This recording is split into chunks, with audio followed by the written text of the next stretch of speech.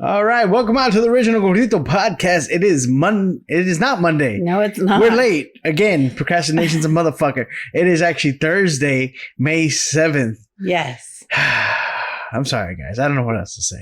It's quarantine, babe. Is that it? Are we sticking with that excuse? Exactly. Even though we're open back up? All right, fuck it. We're going to start off with today's vinyl vibe, courtesy of Mr. Alice Cooper. It's 18. All right. I dug it. You dug it? I didn't know I was in that kind of mood, but I dug it. You know, it's a little aggressive, that arpeggiating little guitar riff. Dum, dum, dum, dum, dum. It rocked hard. I mean, Alice Cooper is probably, when you think rock, right, that he should, you know, especially 70s and the 80s rock, right, is who you think about. I mean, the only guy I can think of that rocks harder than Alice Cooper is David Koresh. Do his song. Listen, babe. I didn't know. I had no idea. Like he was such a I had no idea. He jammed. He jammed. He did. Well, I mean, at least in the show, he jammed. True. I mean, it makes me curious if there's any actual David Koresh music recordings out there because I'm curious if he could actually play as well as they had him. I'm gonna look it up after the show. In the show, and then if so, right, if we're getting into that, there's a cardinal that just landed. Did you put your bird feeder out there already? Okay, well, it's working. There's a cardinal right out on our patio. So many birds. So many beautiful Nature's birds. healing itself, guys. It really is. You know, strippers are going back to the strip clubs. It's just. I mean. You know, it's a beautiful thing. It's a beautiful thing that's happening right now. Yes. You know, the world is healing itself. And what was I saying? Oh, so let's say, all right, first of all, love Alice Cooper. Absolutely. To tie him to the whole David Koresh thing, right? He is, to me, when you think of don't judge a book by its cover. Sure. He is a prime example of that. Yes. Right? 100%. If you remember back to the Wayne's World movie, right? What's up, dude? Okay, grab a snack, man. Go ahead. Just be quiet, all right? All right, cool. It's the middle of the day. We're so late. Yes. I don't know what happened this week. Just life, babe. Right? But again, we're sorry. It just happened Monday night, which is not a good night. Tuesday was Cinco de Mayo. We were chilling. Made some carne asada. Had some drinks. So good. And then Wednesday, I don't know what happened Wednesday. I'm not sure. Weren't filling up to it last night. Yeah. For some reason. Oh, we wanted to finish Waco. I think it's... Okay, you're right. That's what it was. We were just like, no, we just want to finish the show. Yeah. So anyway, to get back to it. So Alice Cooper, to me, is a prime example of don't judge a book by its cover, right? If you remember back to Wayne's World, where they go backstage and they get to... Alice is cool, you know, and they go back there and they're talking to him, and he's like really intellectual and very, very well spoken. That was not just a bit for the movie. Alice is very intelligent. I believe he has not only just intelligent, but he's also well educated, because they're not one and the same. You don't have to be well educated to be intelligent, and you can be intelligent without being well educated. It's just they're not two in the same, right? But I believe he does have a formal education. He's not just that a rock star, you know, with the makeup and the leather pants. You know, he's a lot more than that. And I used to listen to his radio show, right? Wait, he had a radio show? I've talked about this before. Yes, when I was in college in San Antonio, when I was a courier, I used to drive nights 1 week. Okay, that's good. Okay. Go ahead, dude. You could eat pretty much anything. He's asking permission to make a Hot Pocket. Oh, absolutely. Because he wakes up late. He does. So he thinks he has to eat all his breakfast. Meals. Yes. Right? That's our little tum-tum. Yes. Right? Louis wakes up, doesn't matter what time we put him to bed. Bedtime's the same. It's the same every night. We've taken the phone away. I don't know if he has insomnia. We might need to get it checked out. I know. Get him some melatonin or something. Yeah. I don't know. But he obviously he's the only one in the household other than yourself that seems to have problems going to sleep. Right. Yes. Right. And so when he wakes up at noon or past noon sometimes, he still wants to have breakfast. Right away. Breakfast items. He needs some waffles or some eggs or a Pop-Tart or cereal or something. He has to have his breakfast. And so he came out right now at 4:00 in the afternoon and goes, I missed lunch. He's got to have lunch because, man, like, I know dinner's going to be in a few hours, but I really need... I got to get that lunch in, man. Because at first he came out and said a snack. He goes, but I didn't get lunch, so I'm going to make a Hot Pocket. Like, dude, make whatever you want. I'm over here trying to get these thoughts off about Alice Cooper and tie that to David Koresh. I don't know. I don't even know how that worked. I need to go back outside and get whatever it was in my head that made that make fucking sense. Oh, jeez. What I was trying to say is, I used to listen to Alice Cooper. I used to drive 1 month out of 1 week out of the month. I used to drive for HEB as a contractor, picking up their checks and taking them to the bank to be processed. Yes. And this is back when people still wrote fucking checks. Right. And during that, I would listen to, this was before Bluetooth and all that crap. MP3s were out, but you either had to burn them on a CD or plug your shit into your phone or whatever. So radio was still the most convenient form of getting music. And so I used to listen. He used to have a show called Alice Cooper Nights. Okay, yes. It played on KZEP, and he would play all these deep cuts, and he'd have all these backstories about it. And he'd talk about his sobriety and also all sorts. It was a very interesting show, and also good music. Introduced you to a lot of songs from some of your favorite rock bands that maybe you weren't familiar with. Anyway. Sorry. What I'm trying to say is he's a good example of not judging a book by its cover, right? Yeah, things aren't always as they seem. Tie that into the Waco film, right? Now Waco happened in 1993.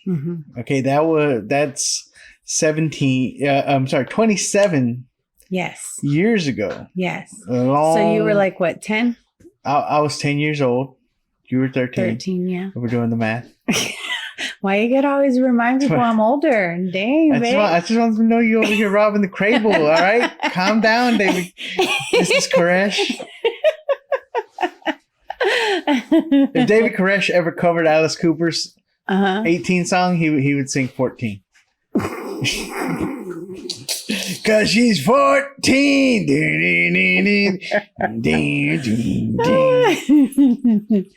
I'm sorry that offends anybody, but like they said in the show, it was state law at the time. Right. It It is what it is. Right. You have to be mad at the law. Right. Might be unethical, but not illegal, right? Like they said in Ozark. Right. Hey, yes. It's not illegal, just unethical. Yes. There's a difference. Yes. Right? There's a reason the two different words exist. Because they're explaining a different set of circumstances. Right. So anyway, so yeah, we're going to talk about the show later on. No, that's coming. Just teasing up. So thank you for again to Hybrid Records for sending over that 45 of Alice Cooper's 18. Hey, buddy, can you try to keep it down just a little bit? All right, bring it on over here. Bring it on over here. Come on, but make it quick. Come on. You just want to put it back? Yeah. Oh, we'll put it back later, buddy. Thank you. Because You're good. You're good. Okay. He couldn't reach the fridge to put the chips back. Oh, he was. All right, he grabbed the stool. Everybody, you realize you're on the show right now, right, Louis? Okay. All right. Thank you. All right. So anyway, what was I saying now? We were talking about we were going to come back to Waco. This is not a bit, by the way. We didn't plan this out. This is not at all. What were we saying? We're gonna come back to it. Thank you to Hybrid Record for sending over the 45. We appreciate it. Absolutely. They're like, fuck, the podcast is late and it doesn't and it keeps getting constantly re-interrupted. But it's life, babe. This is our stream of consciousness episode. Shout out James Joyce. All right, there was a moo cow standing in the middle of the road. I'm well read, motherfuckers. All right. Don't let the exterior fool you. Hey, I just realized you don't have your knot. I don't have the samurai knot. So listen, I have a theory that the mullet is making a comeback. Oh, no. Listen. Tiger King. Oh, shit. Waco. Oh, God. Do you see a pattern here? I mean, Joe Exotic goes a little out there. Okay. David Koresh, a little out there. Okay. So you want to be associated with out there? No. I'm not saying that. I'm just saying that it's in our faces right now aesthetically. Mm-hmm. The barbershops here in Texas are opening back up tomorrow. Guys have the long hair. They've been used to it. Some of us have not had it for a while. And you're like, you know what? I know I need a haircut. I know I need one. I gotta go back to work. But I'm not ready to let it go. So, you know what? Just trim me up right here. Business in the front. And just let this, leave me this back here. Business in the front. Give me that business in the front, part in the back, man. You know what I'm saying? No, you know, if you're David Koresh, that's why he was able to rock. Right? He was Jesus. He was Christian in the front, rocker in the back, baby. Best of both worlds. Tell you what.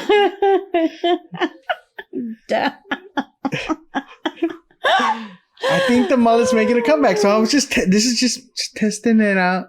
You know, just brushed it back here. You know, wearing it to the back. What if I do like a fusion?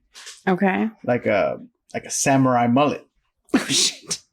Okay. Right, where it's shaved on the sides, but then I just have it up right here. For those of y'all that aren't watching the video, by the way, you can watch the video on YouTube, youtube.com//universal comedy. Okay, wait. So you're gonna just shave this part, and you're gonna still have the mullet long in the back, long in the back, and then I'll make a knot out of the mullet part. Sometimes.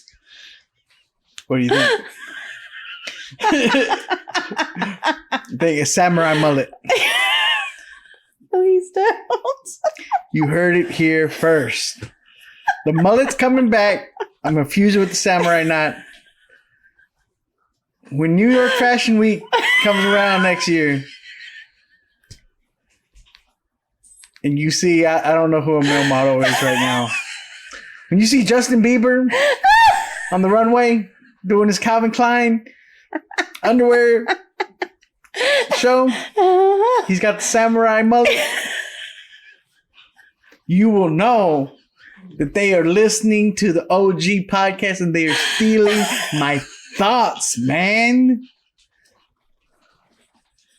They're in, you know, they be taking shit. We talked about this on the floor today. You know. I'm just saying. I got ideas. You do. Like a hat. Just go, boom. Call back. Orange County. We watched it last week. Guys, I'm so sorry we're late. I'm so sorry this episode has gotten off to just such a weird start. But a couple housekeeping things. Yes. Okay. First of all, I have reconsidered. I'll say that. Reconsidered my position on the virtual comedy show. Okay. I'm going to give it a shot. Mm-hmm. I'm going to give it a fair shot. I'm not completely sold on it yet, but this has gone on a lot longer than I perceived. Right. The clubs are not opening up all the way just yet. Right. They're only at 25% capacity, which is great for local comedy scenes because you can go and do shows. But nobody's going to be traveling for 25% capacity money, right? Yeah. So the tour is still grounded for now. But I did have a conversation with the owner, producer of the winery comedy tour, which, if you remember, I had started traveling with. Right. It's still not back up just yet. Some of those rooms probably are going to open up probably first. Okay. I would imagine. He says, it's granted, unless for heaven forbid a second wave or whatever, everything is slowly supposed to gradually open up more. Yeah. Then they'll probably. I imagine once they get to 50% capacity or something like that, right? They probably, it'll be worth it. It'll be financially feasible to actually start going back out there again. But for the time being, he's doing virtual shows, which I think I was not aware of, but he finally reached out to me, asked me if I would be interested in participating in one. I said I haven't done any. Mm-hmm. I haven't even watched anybody's to see. I know several comics have done them. Yeah. Some of them are doing them for tickets. Like you actually got to buy like a pay-per-view kind of thing, and you get the link. Some of them are just doing the tip thing. Some of them are doing a combination. I haven't gotten a chance to watch anybody's, so I don't know how they're doing it. From what I can tell, some people are just basically, it's just like this, sitting at a desk and doing a comedy show, just talking. And I guess they can hear the people and they kind of laugh. So I'm gonna watch one tonight. Is it on Zoom? They do it. A lot of them are doing it on Zoom. Some of them that are just tip are doing it Facebook Live. Because at least on Zoom, you could see everybody's faces. Right. And so that would probably be a better interaction. Right. So he told me, he goes, well, go ahead and watch ours, because I don't know how anybody else is doing it. And he takes pride in, he does stuff a certain way. Right. I think that's why we see eye to eye. Because I respect it. Like your show, this is how you want it run. Like, let's do that. Same way I would expect if I was producing a show, like to do that. So he sent me the link. So I'm going to check it out tonight. And then I'm going to give it a shot Friday and Saturday night. It's they're only 15 minutes, which is great. Mm-hmm. I mean, unless Friday goes completely horrible, but they're only 15 minutes, which is great, because I was like, wait, do I got a headline on Skype? Like, it's only 15 minutes, so 15 minutes can feel like forever. Yeah. Or it can go like fast. That. Yeah. So so I'm gonna give that a shot. So if you follow me, what time? I don't have any of that info just yet. What else to say? I'm gonna check out it tonight, and then we're gonna hammer out the details, and he'll give me the info once I know what shows I'm on, what time, where the links are, if there's any cost involved. I will share that information on my social media, so just make sure you're checked in there and following there, and then you'll know. Okay, I'm excited. I'm excited to give it a shot. Maybe we maybe it's just a new. I don't think it's going to replace stand-up. Mm-hmm. I think people are still going to want to go out. I think people, it's something. If you've ever been to a live comedy performance and you've seen it on television, it's not the same thing. Right. If you've never been, I think those people will just never go. Right. But I think the people that have experienced comedy live and they liked it and they understand that it's just a completely different experience. Right. They'll continue to go out. Eventually, they'll say, hey, you know what? It's something you can only get live. Mm-hmm. Just like watching a concert. I mean, I hate the concert DVDs. Like, that was a thing back in the day. Yeah. Like, people used to come in and rent concerts on video when I worked at Hollywood. Mm-hmm. I've only ever had one concert DVD, and that was John Mayer's Any Given Thursday. And even that, I watched it sparingly. Uh-huh. Most of the time, I just had it on in the background, right? So just hearing it, not because it's not the same thing. It's not. Live music and recorded music, they're not the same thing. Live albums, you can kind of, I don't even really like live albums, honestly. Like if I want to hear live music live and be there, because it's part of experiencing it with the group, and you feel the vibrations of everybody else in the room, and you're missing that. So I think there's going to be people that still want to go to that. Sure. But the virtual show will be just another path to go to that you can do. So I'm excited to give it a shot, especially since now, like I said, been reading more, gotten back to my reading roots. Yes. At one time, a long time ago, before the public school system completely ruined my love for reading, or so I thought. Okay. The whole just the the summer reading list and the prescribed reading, and you have to read this, and and not only that, and you have to read at the same pace as everybody else, and we're reading chapter 2 through 5 this week, and Josh is doing that right now. Yeah, you know, and it really does for someone that just loves reading for fun. It for me, you just want to do it, suck the fun out of it. Yeah. It wasn't until my junior year that I had an English teacher that I respected her. I liked her. I liked the books we were reading. I liked the way she spoke to us. Maybe because we were a little older and mature, but she spoke to us like adults. Yeah. You know, or budding adults. You know, and so and then just life after in college, it's the same thing. You're reading to get through what you need to to read, and you're taking 5 or 6 courses. Sometimes I always carried I always carried 15 hours. Like that was, and at St. Mary's, that was considered full time. And still working full time. And either studying or not necessarily working full time, but working part time. Nice. Yeah. That's heavy. Yeah. Yeah, it was heavy. So the time for leisurely reading in college was non-existent for me again. And then adulthood happens. Life happens. Whatever. So this quarantine and I would say prior to this, I was lucky if I read 2 or 3 books a year. Mm-hmm. I'm on my 3rd book this quarantine. Mm-hmm. And really not even this quarantine, because I didn't even spend the first few weeks. No, you didn't. Reading. So really just in the last week and a half or 2 weeks. Because I finished one of them in one day. Yes. So the book I wanted to talk about, and I know this is not a book reading podcast, but it's what we're doing right now. But it's gonna be, but it's what we're doing right now, and it's a fun topic, I think, or something that I can get passionate about. If not funny about, I can at least get passionate about, right? Yeah. So a little backstory. So when I started to travel a lot, I did. My intention was I want to start reading again, because if you're saying is time, right? And you spend a lot of time in airports and on planes and and in hotel rooms, and there's nothing to do. I was like, this is a perfect time for me to start reading again. Right. Right. So I bought a few books that I thought I might like to read. A couple of them were comedian biographies. One of them was George Carlin's Last Words. Mm-hmm.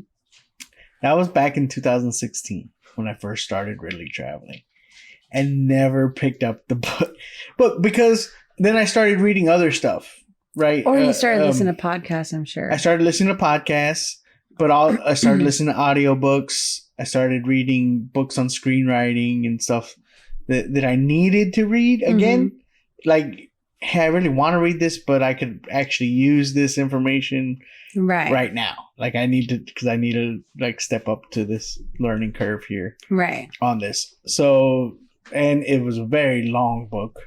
I mean, he took his whole life down from early childhood through his adolescence, through his time in the military, to his time as a disc jockey, to his comedy duo, which I didn't even know he was part of a fucking comedy duo, and his time as like a clean network comic, and how he became the man he is, to his health issues, to his marriage issues.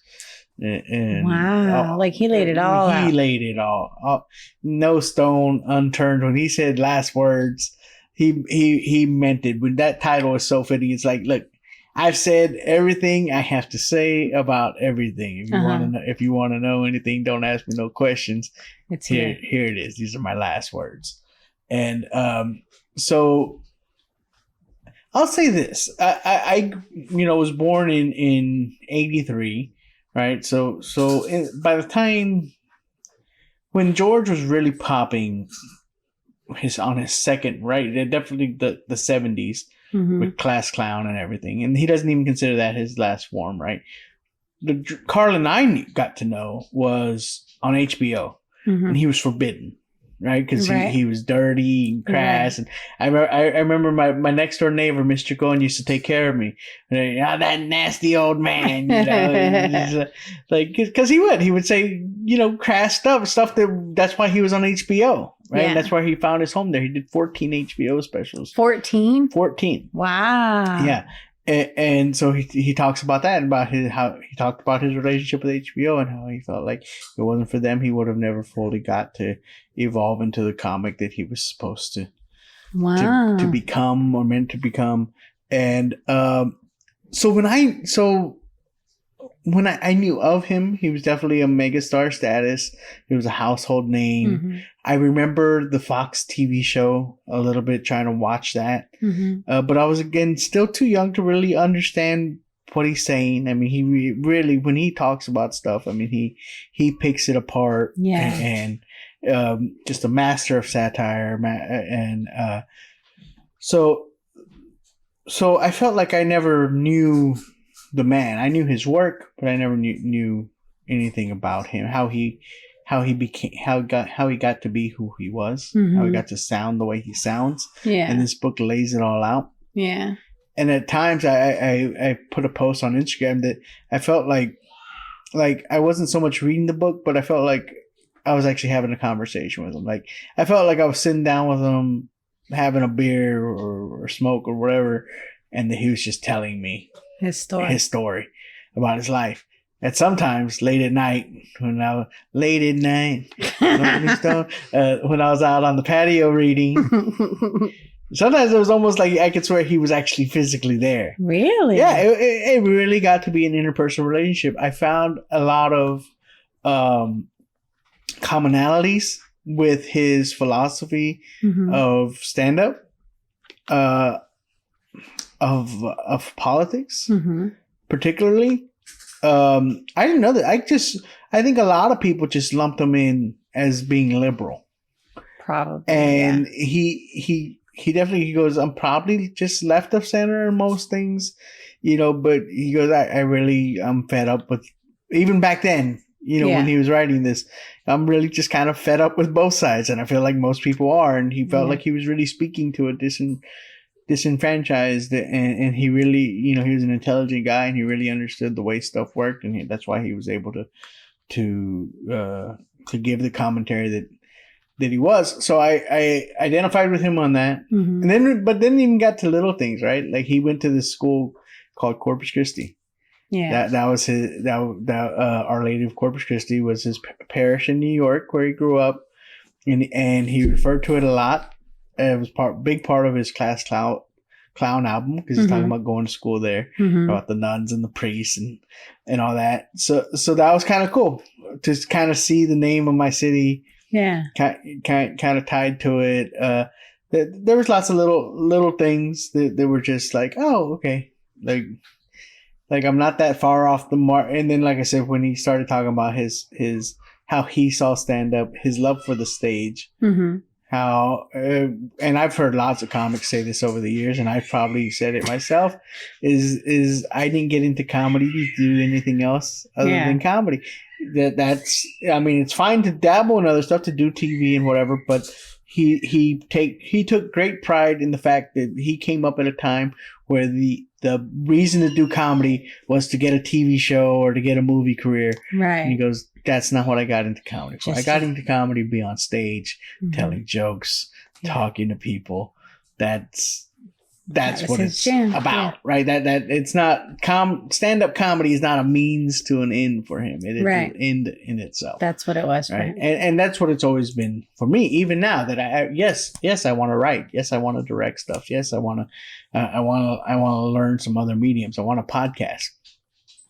But the stage is ultimately where I need to be home. Back at. So the book was great. It was great. It was. I didn't want it to end. It's kind of weird. Like I got like very like kind of sullen like towards the last few chapters. I was like, I'm only gonna read a few pages today, you know, because I just wanted another day with him. But then I'm like, no, you know, you can't drag this out forever. So finally I was like, no, today's the day. Let's do it. Let's finish it. Let's do it. Right. And so I was glad I finished it. And then I read Lewis Black's book in a day. And that was a great palate cleanser, right? Because he's way left of center. and to kind of just hear, and his book was an easy read, and he broke it up into little vignettes almost of just captures of his life, and it wasn't really written as a memoir, and it was good. It was good. Cool. So I enjoyed it. I was impressed that you read it in a day. I probably forgot most of it. Really? Now, I mean, I could probably tell you a few things about him. I just said really because you have a really good memory. Details, so I was just surprised. I mean, I'm sure if I really sit down to think about it, I could. I mean, I was comprehending everything I was reading, you know, and enjoying everything I was reading. But it was just a quick read, you know. And he even put in the foreword that, you know, he felt like he wanted to write a book that could be read in a few trips to the bathroom or whatever. So it was good. It was so did you ever take to the bathroom with you? I did because I felt like that was his intention. So I did that. And now I had to get my chops up. So I'm all about balance. Yes. Right? So I read Carlin, left to center. I read Lewis Black, way left. And then I remembered that back in December, for some unknown reason, I to this day, I couldn't really explain my thought process when I picked it up. I probably just thought it was a goof or ironic. But I was at Starbucks. I was meeting Chingo at Starbucks. And there you have a little free library out there. And inside there's a nice hardcover of George Bush's decision points. George W. Bush's decision points. So I picked it up like I could get. It said, just as a goof, maybe I'll read it someday. Maybe I'll flip through it. Maybe I'll try to understand this guy. Yeah, because when you think about it, right, the president, the sitting president, when you are 18 years old, right, 18, Alice Cooper. See how it all ties together? Look at you. Right?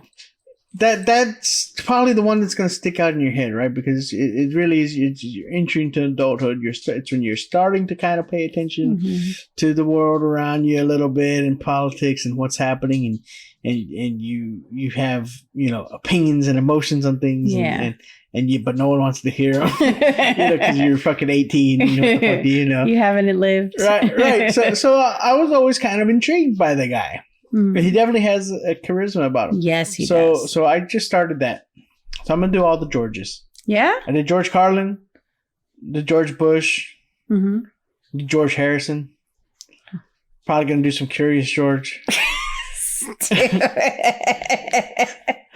George Clinton. Do all the Georges during the pandemic. So if you George Burns, you're gonna do all of them. We're gonna figure out all the Georges, and we're gonna get this. That's a good plan. I like it. Trying to balance it out. Trying to balance my reading out. I like it. I don't know. I think I'm gonna do a fiction after this. I hope so. I love fiction because I love easy reads. I get it. I mean, I enjoy a fiction book here and there. You know, there's normally sci-fi ones. Sci-fi. I love the Hunger Games. I like the Ender's Game. A lot of games. See, a lot of games. Player One, Ready Player One. See, and I don't like those kinds of stories. Yeah, I don't. That's not my genre. I think I'm gonna give your Twilight Saga. Yeah. A try. Good. And it's not like the movies. Like, I never saw the movies. Okay, well, I don't have I'm not like most people that are like, oh, fuck. I do what I've seen in the movie. I just think from a movie making standpoint, I think the sparkles and shit are cheesy. It looked horrible. The sparkles did look really bad. Horrible. I don't know who fucking got paid to do those fucking special effects, but you should give that money back. Because it was bad. I tried to watch the movie one time, and I was like, I can't with the fucking sun hitting him and the fucking your skin, it's shivering. It's like, what? Oh, fuck you. Fuck you. Go fuck yourself. Seriously. Yeah. But what's good about you considering doing the Twilight is she's putting out Midnight Sun. Right. So you told me that. Yes. So that's and I like see the prequel. it every time. They're huge books. How long are they? I mean, they're like 500 pages probably. Jesus Christ. Maybe 300 to 500 pages. That's like a whole week if I'm reading like a couple hours a day. And that's okay. Sometimes I'm lucky if I get 30 Do you know one day minutes. I stood up in 2 days. Do you know one day I stood up all night to read one of those books because I was so into it? I did that with Hunger Games, so I could see that. Oh. But again, it's all about time, right? Because I read Hunger Games after I had a car wreck and I was laid up for 2 weeks. so yeah. Oh yeah, because you're starting your job next week. You're out of the house job. I am. I'm gonna go back to call center. Go back to not my roots, but I worked call center for a very short time when I first got out of college. So I'm gonna give it a shot. Yeah. Until the comic clubs open back up. And go back to work for a little bit, or at least until I can start subbing again. True. Right, until the next school year, because I don't have that as income right now. That's true. So we'll see. We'll see how it goes. Might continue to look for something else. Yeah. But for now, that's what I'm gonna do. How do you feel about like getting out of the house now? Like, because you're gonna be going out every day. I mean, that's cool. I mean, I've enjoyed being at the home. I really don't feel like that's been the issue for me. Like staying home, like, because I don't stay home. I don't go out to bars just to drink. I don't typically go and visit anybody.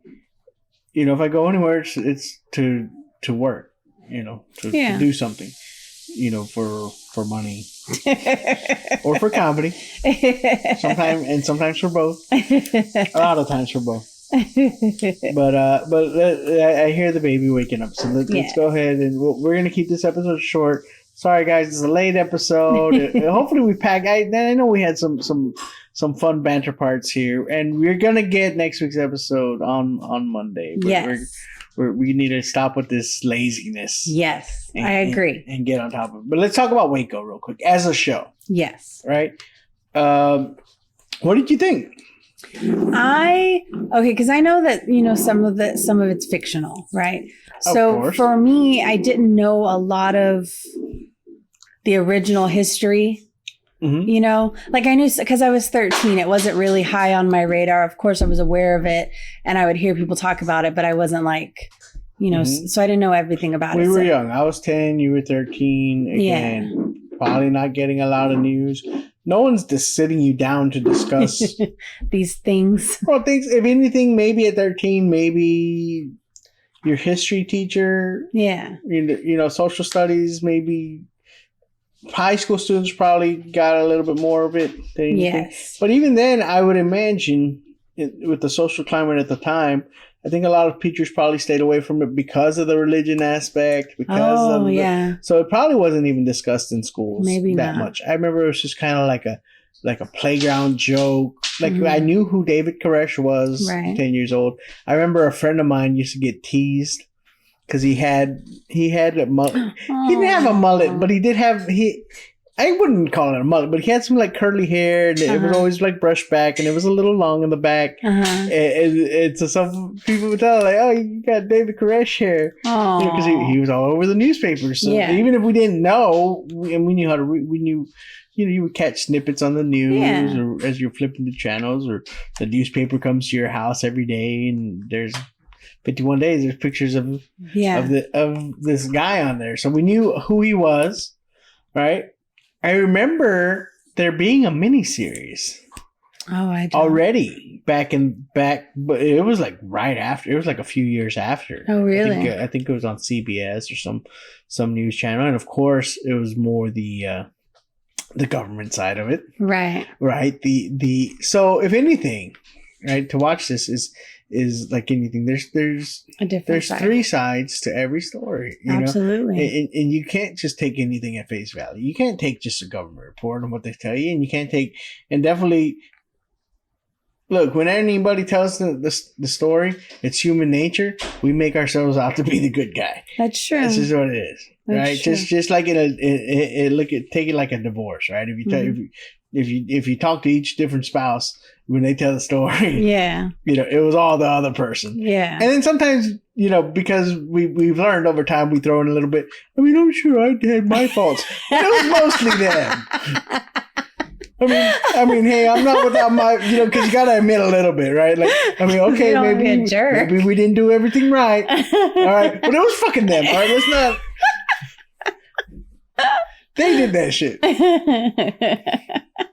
Yeah, it was good to see a different perspective. So it is. I liked that they used 2 different source texts. Mm-hmm. To me, that gave it a lot of weight to say, like, okay, like let's look at actual facts here, right? Because you got the perspective of David Thibodeau's book, right? Who he was actually in there. His perspective of it. He already did his time. Mm-hmm. So there's no need for him to make it seem like it was better than it actually was. Right. In there. Right. And then you have the negotiator's perspective, right? Mm-hmm. You're from that, and he was actually working. So I mean, take that with what you will. I know sometimes we like to go through life looking at rose-colored glasses, and we love to believe that the people in power have our best interest in mind. But that honestly is kind of a naive way. Well, then but neither can you look at the world like everybody's out to get you. Yeah. You have to find a balance between the two, right? And actually really get as much information on both sides as possible. You gotta listen to the left and the right and figure out where the bullshit is and where the fucking truth is, right? Because everyone gives you a part of the truth. No one ever lies to you 100% completely because they know it's easy to see through that. So there's always there's always half truths in there. So this show is a good reminder of that for me. As a show, I thought the acting was great. Yes. All the actors even had Ruth from Ozark in there. Yeah. What a great little actress she's amazing. Is because you just completely after the first episode you stopped. You forgot that that's who it was. Yeah. And she was this character. Right. It was great. I liked the way they did I'll talk about this. The way they chose to do the women characters, I felt like it would have been very easy for them with the social climate right now to skew that. Okay. And to make one of them be stronger or more outspoken or more of a hero. Which probably didn't go down that way. Right. But I felt like they could have written it that way to kind of win over some women viewers. I can see that. The women that were in that compound were more than likely soft-spoken, subdued, right, subordinate, and the way it was portrayed and played. So kudos to them for not playing to the back of the room. Yeah. With that. As far as the show goes, I thought it was great. I thought all the acting was good. I agree. I'm gonna give it a 4.5. I was gonna say the same thing. Babe, we're like right here. Right here on it? It's 4.5. If you haven't watched Waco, watch it. It gets a little tense. It does. At times. It makes you, because it's uncomfortable. It's gonna make you question some things. It's gonna okay. You feel things, as you're watching it, and it's good. Discomfort is the sign of growth, right? So definitely, if you're avoiding it, put whatever personal biases you have aside, and give it a watch, and yeah, for sure, make up your own mind. But as a show, it's entertaining. Loved it. Speaking of Dave. See, we're tying to George, David Koresh, to David Bird, a.k.a. Lil Dicky. Right? His name is David Bird? Mm-hmm. Really? Uh-huh. I had no idea. Yeah. David Bird, a.k.a. Lil Dicky. Mm-hmm. Hi, I'm Dave. On FX. Yes. And on Hulu on FX. So you can watch Waco on Netflix. You can watch David on Hulu. We got you covered. Doesn't matter what your streaming any streaming service platform. Of preference. We got you, man. This finally wrapped 10 season first episode. Mm-hmm. And we were watching it weekly. We didn't. Right. Right. And now you can go and watch all of them. Right? So now that we're telling you about it, you don't have to do how we did and watch it just weekly.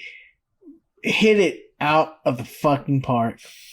Oh. To my knowledge, he has never acted in anything of this magnitude before. I mean, of course, there's some acting that goes into music videos and performance and all that. But I'm talking about like to be the lead character in his own show. Well, you know, he had to have put in a lot of work. Yeah, he wrote it. I'm not entirely sure if he directed a few of them or not. I don't know. But just wow. From the pilot was the weakest of the season, and it wasn't even that weak. No, each episode, like you're like, oh my god, this was the best episode, and then the next one was just like deeper.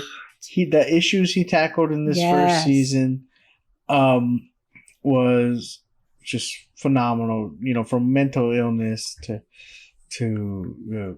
friendships and relationships and cultural appropriation. Mm-hmm. You know, just he didn't hold back. No, he did not. Ended it perfectly, going on the way he ended it and just saying like, look, I'm not appropriating anything. Yeah. You know, I'm me. This is me. I like to rap. Like, and I'm not rapping about the stuff that you're rapping about. I'm not, he's not, that's why, and it's not making fun of you. Like because yes, I'm funny, I'm comical, but I'm not making fun of rap. They could, like, so are you making fun of rap artists? Like, no, I'm not making, I'm saying that I like to rap, but I know I'm not a gangster. I know I'm not that, so I can't rap about that. I can only rap about what I know. And it happens to be this funny stupid shit. Yeah. Yeah. Right? I talk about my dick. Yeah. About my little dick. My little dicky. Amazing show. I loved it. Like, are we gonna Luna? It's 5 stars for me. For sure. 100%. 100% 5 stars. Watch Dave if you haven't.